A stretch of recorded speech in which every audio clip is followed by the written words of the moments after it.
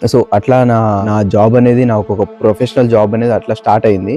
ఆ స్టార్ట్ అయిన తర్వాత నేను 2023 సెప్టెంబర్ ఇంటేక్‌కి నేను యూఎస్ వెళ్దామని ప్లాన్ చేసినా. అండ్ వాళ్ళకి ఆఫర్ లెటర్ కింద నేను I'm planning to go to United Kingdom for my higher studies అని చెప్పేసి నేను వాళ్ళ ఇచ్చే ఆఫర్ లెటర్ రిజెక్ట్ చేసిన.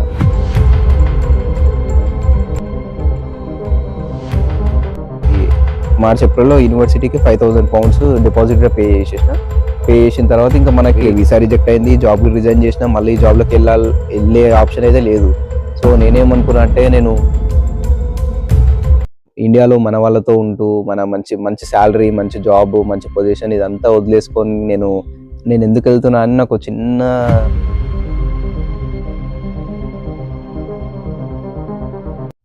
హాయ్, హలో, నమస్తే అందరికీ. నా పేరు వంశీ. నేను యూకేలో ఉంటాను. నేను యూకేలో ప్రెజెంట్ సిట్యుయేషన్ ఎలా ఉంది అండ్ ఒక ఇంటర్నేషనల్ స్టూడెంట్ ఎలా సర్వైవ్ అవుతున్నాడనే దానిపైన అయితే నేను వీడియోస్ చేస్తూ ఉంటాను. నేను ప్రీవియస్‌గా చాలా వీడియోస్ చేశాను. ఇక్కడ పార్ట్ టైమ్స్ గురించి, ఇక్కడ సిట్యుయేషన్స్ గురించి అండ్ ఇక్కడ జాబ్స్ ఎలా అప్లై చేయాలని సో చాలా వీడియోస్ అయితే చేశాను. సో నా ఛానల్‌కి వెళ్లి ఆ వీడియోస్ అన్ని చూసేయండి. ఈ వీడియోకి ఒక లైక్ ఏసుకోండి. నా ఛానల్ సబ్స్క్రైబ్ చేసుకోండి. అండ్ సో ఈరోజు ఈ వీడియో విషయానికొచ్చేస్తే నేను అసలు యూకే ఎందుకు చూజ్ చేసుకున్నా? యూకే ఎలా వచ్చినా? అసలు యూకే రావడానికి రీజన్ ఏంది? అనేది ఈ వీడియోలో మొత్తం డిస్కస్ చేస్తా.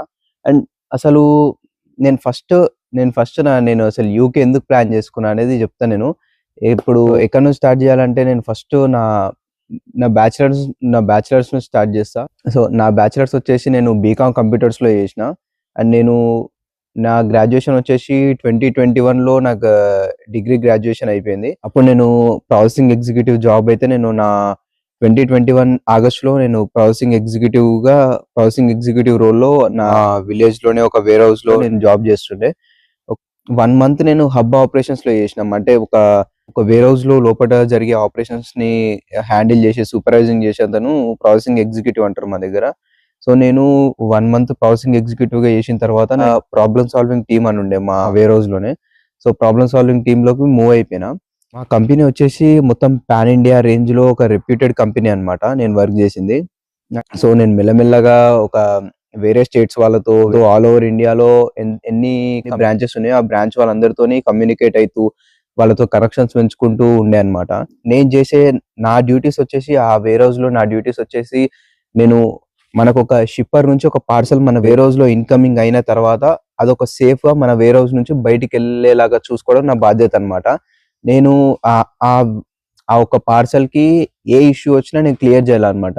నేను ఒక డిఫరెంట్ టైప్స్ ఆఫ్ ఇష్యూస్ వస్తాయి. అదొక ఈవే బిల్ ఇష్యూస్ వచ్చినా, డ్యామేజ్ అయినా, అది ఎక్కడైనా మిస్‌ప్లేస్ అయినా, ఆ పార్సెల్ ఎప్పుడైనా వితౌట్ స్కాన్ అది ఎక్కడ మిస్‌ప్లేస్ అయినా గాని నేను దాన్ని క్లియర్ చేయాలన్నమాట. దాన్ని సార్ట్ ఔట్ చేయాలి. ఆ పార్సెల్ ఎటు పోయి మా వేర్ హౌస్ నుంచి నా నా హ్యాండ్ ఓవర్‌లా నా ఏరియా ఆఫ్ రెస్పాన్సిబిలిటీలో ఎన్నైతే వేర్ హౌస్ ఉన్నాయో ఆ వేర్ హౌస్ నుంచి ఆ పార్సెల్ అనేది ఇన్‌కమింగ్ అయ్యి సేఫ్‌గా బయటికెళ్ళడం నా బాధ్యత అన్నమాట. సో అది నా ప్రాబ్లమ్ సాల్వింగ్ టీమ్‌లో యాస్ ఏ ఎగ్జిక్యూటివ్‌గా నేను చేసే డ్యూటీ అన్నమాట అది. సో అందులో నేను ఆహ్, కనెక్షన్స్ పెంచుకొని అంతా సర్కిల్ పెంచుకొని నేను కొంచెం నాకంటూ ఒక రికాగ్నిషన్ ఉంది. అరే! ఈ ఇయర్ అనేది నేను బిల్డ్ చేసుకున్నా. సో అట్లా హార్డ్ వర్క్ చేశా నేను.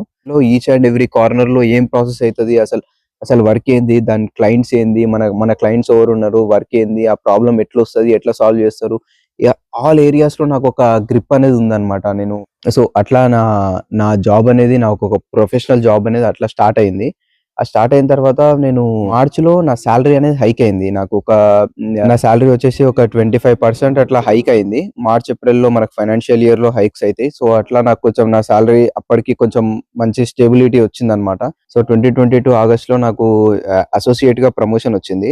ప్రాబ్లమ్ సాల్వింగ్ అసోసియేట్ అంటే నేను ఫస్ట్ ఎగ్జిక్యూటివ్‌గా ఉండే. ప్రాసెసింగ్ ఎగ్జిక్యూటివ్‌గా ఉండే. దాని తర్వాత ప్రాబ్లమ్ సాల్వింగ్ అసోసియేట్‌గా ప్రమోషన్ వచ్చింది. సో అప్పటికే నా సాలరీ ప్యాకేజ్ కొంచెం ఓకే. నాకు అఫోర్డబుల్. అప్పటికే నేను సర్వైవ్ అవుతున్నా. అంతా బానే ఉంది. సో ఇంట్లో కొన్ని అమౌంట్ ఇచ్చి నేను కొన్ని అమౌంట్ సేవింగ్ చేసుకుంటా అంతా బానే నడిచింది. సో దాని తర్వాత అండ్ 2023 మార్చ్, ఏప్రిల్ టైమ్‌లో మళ్ళీ ఫైనాన్షియల్ ఇయర్‌లో మళ్ళీ సాలరీ పెరిగింది. సో అంతా మంచిగానే ఉంది. సాలరీ పెరుగుతుంది. అంతా బానే వస్తుందని అనుకునే టైంలో నాకప్పుడే ఈ రియలైజేషన్ అయింది. నేను డిగ్రీ వరకే స్టడీస్ ఆపేయొద్దు. ఫ్యూచర్‌లో నేను ఎంబీఏ గాని, ఒక మంచి రెప్యూటెడ్ కాలేజ్‌లో ఎంబీఏ చేయాలని ఫిక్స్ అయినా నేను. సో అప్పుడే కొంచెం రియలైజేషన్ వచ్చిందన్నమాట. అప్పటి వరకు నేను ఒక వేరే ఇల్యూజన్‌లో ఉండే. అరే! మనీ వస్తున్నాయి ఇంకేం కావాలనే ఇల్యూజన్‌లో ఉండే. సో స్టడీస్ మొత్తం నెగ్లెక్ట్ చేసేసిన, డిగ్రీ వరకే ఆపేసిన. డిగ్రీ వరకే ఆపేసిన తర్వాత నేను అప్పుడే రియలైజ్ అయ్యి నేను ఖచ్చితంగా ఈ ఇయర్ ఎట్లయినా సరే ఎంబీఏ చేయాలని ఫిక్స్ అయినా. ఎంబీఏ చేయాలని ఫిక్స్ అయ్యి నేను ఆ ఎంబీఏ గిట్ట మళ్ళీ చిన్న కాలేజెస్లో చేయొద్దు, ఎందుకంటే చిన్న కాలేజెస్లో చేస్తే మళ్ళీ అదే మంచి పెద్ద కాలేజ్లో, మంచి రికగ్నిషన్ ఉన్న కాలేజ్లో, మంచి రెప్యుటేషన్ ఉన్న కాలేజ్లో ఎంబీఏ చేద్దామని ఫిక్స్ అయిపోయినా. సో అట్లా ఎంబీఏ చేద్దామని ఫిక్స్ అయిపోయి నేను రీసెర్చ్ చేయడం స్టార్ట్ చేసిన. ఎంబీఏ కాలేజెస్ ఏమున్నాయి, మన మన ఇండియాలో మంచి క్యాంపస్ ఉన్న ఎంబీఏ కాలేజెస్ ఏమున్నాయి అని చెప్పి రీసెర్చ్ చేయడం స్టార్ట్ చేసిన. సో అప్పుడు నాకు తెలిసింది ఏంటంటే, మంచి రెప్యూటెడ్ కాలేజ్లో ఎంబీఏ చేయాలంటే ఇక మినిమం ఇక ఇంకో 5-10 lakhs పెట్టాల్సిందే. ఇక మాక్సిమం ఇక ఇంకా 5-10 lakhs అబోవ్ ప్లస్ అయిపోతుంది అది అని చెప్పేసి నేను అప్పటికే నాకు మా ఫ్రెండ్స్ కానీ మా రిలేటివ్స్ దాంట్లో చాలా మంది ఈ యూఎస్ అని, యూకే అని, ఆస్ట్రేలియా అని వెళ్తున్నారు అనమాట స్టడీస్కి. సో నేను అప్పుడు అనుకున్నా, నేనెందుకు వెళ్ళకూడదు యూఎస్ ఆర్ యూకే, ఆస్ట్రేలియా నేను ఎందుకు వెళ్ళకూడదు, నేను ఎంగడి వెళ్తే బాగానే ఉంటది కదా, ఇది ఒక కరెక్ట్ ఏజ్ ఉంది, ఈ ఏజ్ లో మనం ఇక్కడే ఆగిపోతే మళ్ళీ ఫ్యూచర్ లో మనకి అని చెప్పేసి నేనేం చేసిన అంటే 2023 సెప్టెంబర్ ఇంటేకి నేను యూఎస్ వెళ్దామని ప్లాన్ చేసిన. అండ్ నేను యూఎస్ వెళ్ళడానికి ప్రాసెస్ అంతా స్టార్ట్ చేసిన, డాక్యుమెంటేషన్స్ అంతా రెడీ చేసుకున్నా. అప్పుడు లోన్ ప్రాసెస్ దగ్గర నాకు 50 lakhs 60 lakhs ఎంతో లోన్ కావాలి. యూఎస్ లో మాస్టర్స్ చేయడానికి ఆ కాలేజ్ ఫీజు ఇంకా ఇంకా మనకు దానిపైన సేవింగ్స్ కానీ ఖర్చు కానీ అదంతా నేను ఎస్టిమేట్ చేసుకొని ఒక 50-60 lakhs లోన్ అవుతుందని అప్పుడు అర్థమైంది నాకు. 50-60 lakhs అంటే అసలు ఏంది, యూఎస్కి వెళ్ళి 50-60 lakhs యూఎస్ పెట్టుకొని యూఎస్కి వెళ్ళి వెళ్ళడం వర్తేనా? ఇంకోటి యూఎస్ లో అప్పటికే సిచ్యువేషన్ కూడా కొంచెం, యూఎస్ లో ఫైనాన్షియల్ సిచ్యువేషన్ బాగాలేదు అండ్ జాబ్స్ ఇవ్వట్లేదు, ఉన్న వాళ్ళకే జాబ్స్ తీసేస్తారు, యూఎస్ సిచ్యువేషన్ అస్సలు బాగాలేదని చెప్పి అప్పుడు కొంచెం న్యూస్ వచ్చి నాకు ఎందుకో అప్పటికి ఆగిపోయినా నేను. మళ్ళీ నేను సరే ఇప్పుడు యూఎస్ వద్దు అని చెప్పేసి ఆగిపోయినా నేను. ఆగిపోయి నేను ఏం చేసిన అంటే, సరే ఆ సెప్టెంబర్ ఇంటేక్ వదిలేసిన, మళ్ళీ జాన్ ఇంటేక్లో ట్రై చేద్దాం అని చెప్పేసి సెప్టెంబర్ ఇంటేక్ వదిలేసి ఇక మళ్ళా నా వర్క్ అని చెప్పేసి ఇదని చెప్పేసి నేను వర్క్లో పడిపోయినా. సో 2023 ఎండింగ్ లో, 2023 నవంబర్ డిసెంబర్ ఆ టైంలో మా కంపెనీకి ఒక అప్పుడే పాస్డ్ అవుట్ అయ్యి ఐఐఎం, ఐఐటి ఈ పాస్డ్ అవుట్ స్టూడెంట్స్ అనేది డైరెక్ట్ మా వేర్ హౌస్కి వచ్చేసి ఒక మేనేజర్, సీనియర్ మేనేజర్ పొజిషన్ లో అట్లా డైరెక్ట్ వాళ్ళ యూనివర్సిటీ నుంచి వాళ్ళకి ప్లేస్మెంట్స్ లో మా కంపెనీలో జాబ్ వచ్చింది వాళ్ళకి. సో డైరెక్ట్ అప్పుడే పాస్డ్ అవుట్ అయ్యి వచ్చేసి మేనేజర్, సీనియర్ మేనేజర్ పొజిషన్ లో ఉన్నారని చెప్పి అప్పుడు ఒక గట్టి రియలైజేషన్ వచ్చింది. నేను వాళ్ళనేం బ్లేమ్ చేస్తలేను, వాళ్ళు ఫ్రెషర్స్ అని అట్లేం బ్లేమ్ చేస్తలేదు, వాళ్ళ వల్ల నాకు ఇంకా మంచి జరిగిందని చెప్తున్నా నేను. వాళ్ళు వచ్చేసి వాళ్ళు రాగానే నాకు ఒక రియలైజేషన్ అయిందనమాట. సో నేను కూడా ఒక రెప్యూటెడ్ కాలేజ్ చదువుకోవాలి, నేను అప్పుడు యూఎస్, యూకే అనుకున్నా కదా, సో అది నేను కంటిన్యూ చేయాలి ఆ ప్రాసెస్ అని అనుకున్నా. సో అప్పుడు నేను జనవరిలో ఫిక్స్ అయినా. అప్పటికి జాన్ ఇంటెక్ డేట్స్ అనేటివి అయిపోయినాయి. సో నేను యూఎస్ చాలా ఎక్స్పెన్సివ్ అండ్ ఆల్సో యూఎస్ లో నేను పోతే మళ్ళీ వీసా గ్యారంటీ ఉంటుందో ఉండదో, సో అట్లా అని చెప్పేసి నేను యూఎస్ అనేది నా మైండ్ లో నుంచి తీసేసిన. సో అప్పటికి నేను యూకే అని కొంచెం ఫిక్స్ అయిపోయినా నేను. కొంచెం యూకే ఏంటంటే అఫోర్డబుల్ ప్రైజెస్, ఇంకోటి యూకేకి రావడానికి కూడా చాలా ఈజీ అని అర్థమైంది. నా ఇంటర్ బేస్డ్ ఇంగ్లీష్ మార్క్స్ మీద నేను యూకే రావచ్చు అండ్ చాలా ఈజీగా వీసా గిట్ వచ్చేస్తుంది అని విన్నా నేను. అట్లా నేను వెళ్ళి కన్సల్టెన్సీ కాంటాక్ట్ అయిపోయి ఇక ఇండియాలో 3 years ప్రొఫెషనల్ వర్క్ ఎక్స్పీరియన్స్ ఉంది. So same logistics and supply chain field లోనే నేను మాస్టర్స్ చేద్దాం అనుకుంటున్నాను. కన్సల్టెన్సీ వాళ్ళకి మొత్తం ఎక్స్ప్లెయిన్ చేసిన తర్వాత వాళ్ళు ఇంకా నాకేందంటే నేను చాలా పూర్ స్టూడెంట్ అనమాట. నాకు అసలు చదువు అంటే అస్సలు ఇంట్రెస్ట్ ఉండదు. నా బ్రెయిన్ ఏంటంటే నాకు చదువు అంత ఈజీగా ఎక్కదనమాట. సో నేనేం చేసిన అంటే, నాకు already 3 years of work experience ఉంది కాబట్టి నాకు స్టడీ అనేది చాలా తొందరగా అయిపోవాలి. నా స్టడీ అనేది ఇక తొందరగా అయిపోవాలంటే 1 year కోర్స్ తీసుకోవాలి. 1 year కోర్స్ 1 year కోర్స్ తీసుకున్నా, 2 years కోర్స్ తీసుకున్నా మనకు స్టడీ సర్టిఫికేట్, మాస్టర్స్ కంప్లీట్ అయిన స్టడీ సర్టిఫికేట్ అయితే వస్తుంది. అండ్ ఇంకోటి నాకు కొంచెం నేను వెళ్ళిన కన్సల్టెన్సీ ఆ పర్సన్ ఎవరో కూర్చొని అంత క్లియర్ గా డిస్కస్ చేసుకున్న తర్వాత అతను కూడా వెల్ విషర్ లా గైడెన్స్ అనేది ఇచ్చిండు. గైడెన్స్ ఇచ్చిన తర్వాత నేను ఇక ప్రాసెస్ స్టార్ట్ చేసేసినాం. మళ్ళీ ఎప్పుడు ఫిబ్రవరి 2024 ఫెబ్లో మేము ప్రాసెస్ స్టార్ట్ చేసినాం. ఇక యూనివర్సిటీస్ సెలెక్ట్ చేసుకోవడము, కోర్స్ సెలెక్ట్ చేసుకోవడం అన్ని స్టార్ట్ చేసిన తర్వాత సో ఫెబ్లో స్టార్ట్ చేసినాం అండ్ మార్చ్, ఏప్రిల్ మళ్ళీ ఫైనాన్షియల్ ఇయర్ లో నాకు మళ్ళీ శాలరీ హైక్ అయింది. ఈ శాలరీ హైక్ అయిన తర్వాత నేను మళ్ళీ స్ప్లిట్ అయిపోతుంది, బ్రెయిన్ అది స్ప్లిట్ అయిపోతుంది. ఎందుకంటే నాకు మళ్ళీ శాలరీ హైక్ అవుతుంది, మంచి పొజిషన్ కూడా బాగానే ఉంది, మళ్ళీ శాలరీ హైక్ అయింది. ఇక మళ్ళీ యూఎస్, మళ్ళీ యూకేకి వెళ్ళి నేను మళ్ళా మాస్టర్స్ చేయడం అవసరమా? ఈ ఎందుకంటే మంచి సాలరీ వస్తుంది, మంచి జాబ్ ఉంది. ఇదంతా ఉన్నాక మళ్ళా యూకే ఎందుకు అని జెప్పేసి ఒక ఇదైతే ఉండేది. తర్వాత ఇగ గట్టిగా అనుకున్నా నేను. అప్పటికే కొద్దిగా మైండ్ స్ప్లిట్ అయితుంది గానీ, నేను మళ్ళా ఒక ఫోకస్‌లో ఉండే. యూకే ఎళ్ళిపోవాలని ఫిక్స్ అయిపోయినా నేను. ఫిక్స్ అయిపోయి మార్చ్, ఏప్రిల్ ఆల్‌మోస్ట్ మన క్యాష్ ఇంటర్వ్యూ, క్రెడిబిలిటీ ఇంటర్వ్యూ ఇది ఏదైతే ఉందో ఇదంతా అయిపోయింది. సో, నేను డిపాజిటే కట్టేసిన. 5,000 పౌండ్స్ డిపాజిట్ కట్టేసిన. కాలేజ్‌లో ఫస్టు డిపాజిట్ కట్టాలి గదా! సో, అట్లా డిపాజిటే కట్టేసిన. కట్టేసిన తర్వాత మనకి దీనికంటే ముందు నేను మా ఇంట్లో డిస్కస్ చేసిన. మా ఇంట్లో నేను ఇట్లా యూఎస్, యూకే ఫస్ట్ ఒక 2023 సెప్టెంబర్ ఇంటేక్ ప్లాన్ చేసేటప్పుడే మా మా ఫాదర్‌కి ఇగ ఎక్స్‌ప్లెయిన్ చేసినా అనమాట. ఇట్లా నేను యూఎస్ ఆర్ యూకే ఎళ్దాం అనుకుంటున్నా. మాస్టర్స్ చేద్దాం అనుకుంటున్నా. సో, ఇట్లా అంటే ఇగ వాళ్ళు కొంచెం కొంచెం భయపడ్డారనమాట. భయపడ్డారంటే ఎవరు ఎవరు పోలేదు. మా క్లోజ్ రిలేటివ్స్ దాంట్ల ఈ మాస్టర్స్‌కి యూఎస్, యూకే అని చెప్పి ఎవరు ఎళ్ళలేదు. ఇంకోటి మా ఫ్ మా ఫాదర్ గాని, నేను గాని మా ఇంట్లో ఎవరు ఇప్పటివరకు ఫ్లైట్ ఎక్కింది లేదు. అసలు ఫ్లైట్ ఫేస్ చూసింది లేదు. నేను ఎళ్తున్నా అనంగానే అంటే వాళ్ళకర్థం కాలేదు. వీడు జస్ట్ అంటుండా? లేకపోతే నిజంగానే ఎళ్తాడా? అని చెప్పేసి వాళ్ళకి అర్థం కాలేదు. సో, ఇగ నేను అంత క్లియర్‌గా ఎక్స్‌ప్లెయిన్ చేసినా నేను. సో, నేను జాబ్ ఇట్లా చేసినా. నేను ఇక్కడ ఎంబీఏ చేద్దామంటే ఇన్ని లాక్స్ ఖర్చయితుంది. సో, అలా ఇంత ఖర్చు పెట్టి నేను ఇక్కడే చేయడం ఎందుకు? ఇప్పుడు కాకపోతే ఇంకెప్పుడు పోతాం బయటికని చెప్పేసి నేను ఇగ వాళ్ళకి అంతా ఎక్స్‌ప్లెయిన్ చేసేసినా. వాళ్ళు కూడా అంత ఒప్పుకోరు. అంత ఒప్పుకున్న తర్వాత ఇక ప్రాసెస్ స్టార్ట్ చేసి ఇక నేను ఈ మార్చ్, ఏప్రిల్‌లో యూనివర్సిటీకి 5,000 పౌండ్స్ డిపాజిట్‌గా పే చేసేసిన. పే చేసిన తర్వాత ఇంకా మనకి క్రెడిబిలిటీ ఇంటర్వ్యూ అయితది. క్రెడిబిలిటీ ఇంటర్వ్యూ గిట్ట అయిపోయింది. అది గిట్ట అయిపోయిన తర్వాత జస్ట్ నేను నెక్స్ట్ ఏందంటే మన ఫైనాన్షియల్ డాక్యుమెంట్స్ రెడీ చేసుకోవాలి. మన కాలేజ్ ఫీజు, మన లివింగ్ ఎక్స్‌పెన్సెస్ ఇవన్నీ చూపెట్టుకోవడానికి మన ఫైనాన్షియల్ డాక్యుమెంట్స్ అనేది రెడీ చేసుకోవాలి. సో, లోన్ గిట్ట నేను సెట్ చేసేసుకున్నా. లోన్ గిట్ట వచ్చింది నాకు. 30 లాక్స్ ఏమో లోన్ గిట్ట వచ్చింది.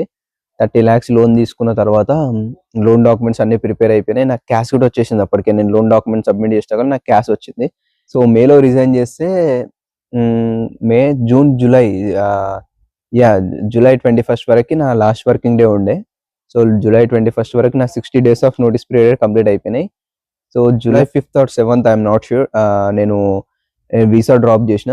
యూకేకి వీసా డ్రాప్ చేసి డాక్యుమెంట్స్ అన్ని రెడీ చేసుకొని యూకేకి వీసా డ్రాప్ చేసిన. వీసా డ్రాప్ చేసి నేను జూలై 17కి నాకు యూకేవీఐ నుంచి డెసిషన్ సక్సెస్‌ఫుల్ మెయిల్ వచ్చింది. So, July 17 decision successful mail రాగానే నేను ఫస్ట్ నా నా కన్సల్టెన్సీ ఫస్ట్ ఆ మెయిల్ అనేది ఫార్వర్డ్ చేసిన. మెయిల్ అనేది ఫార్వర్డ్ చేయగానే వీసా సక్సెస్‌ఫుల్ అయిపోయింది వంశీ అనంగానే నాకు జూలై 18కి నాకు ఇంటికి డెలివరీ అయిపోయింది. నా పాస్‌పోర్ట్, నా వీసా స్టాంపింగ్ అయిపోయి డెలివరీ అయిపోయింది. వీసా ఇగ మా ఫ్యామిలీ వాళ్ళకి ఆళ్ళందరికి చూపెట్టాక చాలా హ్యాపీ ఫీల్ అయ్యిర్రు వాళ్ళు.